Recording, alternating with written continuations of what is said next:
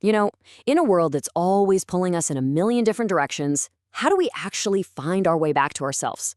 So today, we're going to dive into the really practical wisdom of wellness practitioner Savannah Rose Johnson. She offers this amazing toolkit for finding inner peace, and it's all built around one single powerful idea: coming home to yourself. And Savannah, she uses this phrase for a reason. This isn't just some fluffy, feel-good quote for her. No, she sees it as an actual tool, a real, tangible method for reconnecting with who we truly are. And honestly, it's the key to everything we're about to get into. All right, so what's the game plan? First, we're going to completely redefine meditation. Then, we'll take a look in what she calls the self-awareness mirror. After that, we'll see how to turn pain into growth. We'll tackle that whole creator versus consumer mindset, and we'll wrap it all up with the one thing that really starts it all: choosing yourself first. Okay, first up, let's talk about meditation. And look, if you're one of those people who's tried it and immediately thought, nope, can't do it, my brain just won't shut up, then you're going to want to listen to this. It turns out meditation is probably not what you think it is. So here it is, the biggest myth about meditation. The point was never to have this perfectly blank, empty mind. I mean, come on, that's pretty much impossible, right? The real goal, what Savannah talks about, is just being present. That's it.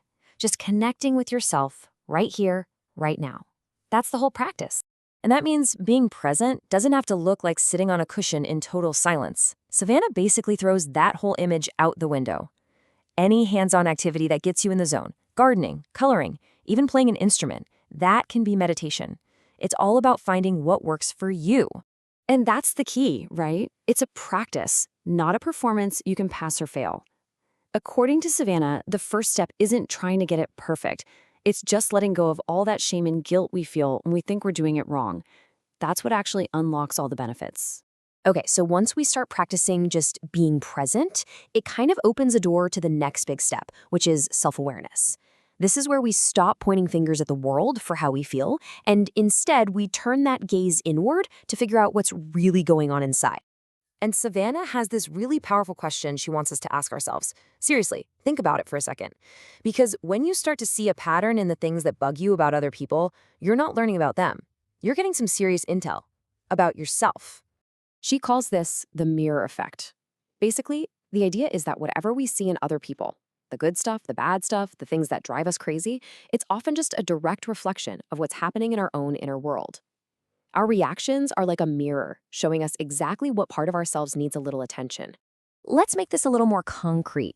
So, for example, if you find yourself constantly criticizing everyone around you, Savannah would say, hey, maybe that's just your own super harsh inner critic talking. Or if you feel that, that hot sting of jealousy, that's probably pointing to some insecurity or a wound inside you that really needs some care. It's not about them, it's a signal for you.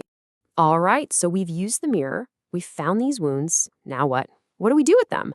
Well, this leads us to what might be one of the most powerful ideas in this whole explainer: the concept that our deepest pain can actually become our greatest wisdom. I think we've all heard of post-traumatic stress disorder, right? PTSD. But have you ever heard of post-traumatic stress growth?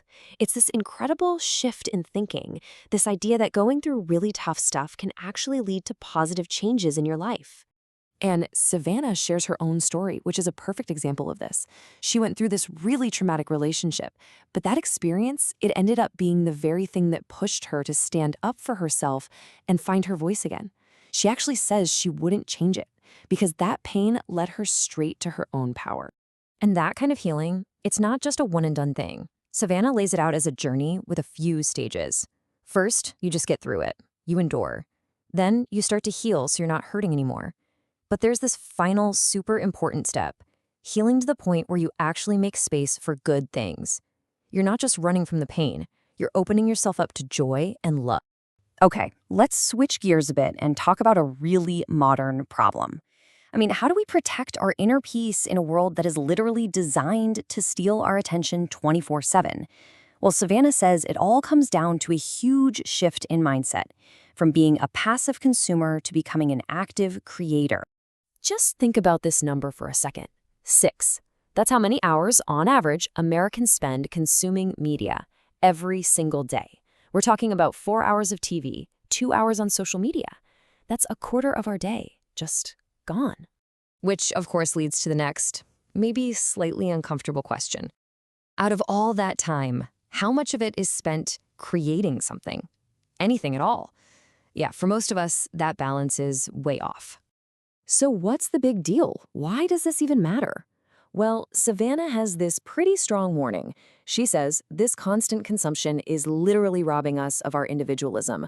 We're just fed so much stuff from the outside world that we start to lose track of our own opinions, our own values, and what actually makes us happy. So that brings us to our last stop on this journey, and it's probably the most practical one. If you're sitting there thinking, wow, this is a lot, don't worry, Savannah gives us a really simple, concrete way to start. And it all begins the second you wake up. She calls it the no-scroll morning. The idea is, before your phone gets to decide your mood for the day, you take charge. First, you do something physical. Feed your body, feed your pets. Then you feed your mind. Maybe you journal, set an intention for the day. You decide how your day is going to feel. And only then, after you've taken care of yourself, do you pick up the phone and let the world in. And the payoff for this is huge. See, when you pour into your own cup first, you get to set your own emotional tone for the day. All that other stuff, the emails, the news, the social media drama, it just loses its power to control you and hijack your day before you've even had your coffee. But I know what some of you are thinking. I'm way too busy for that. Well, Savannah leaves us with this really powerful way to reframe that thought. That feeling of not having time for yourself, she says that's not really a time management issue. It's a form of self-abandonment. And that's the final question we're going to leave you with. It's a tough one to sit with, for sure, but it's so important. So the next time you hear yourself say, I just don't have time, just pause and ask, am I really just abandoning myself right now?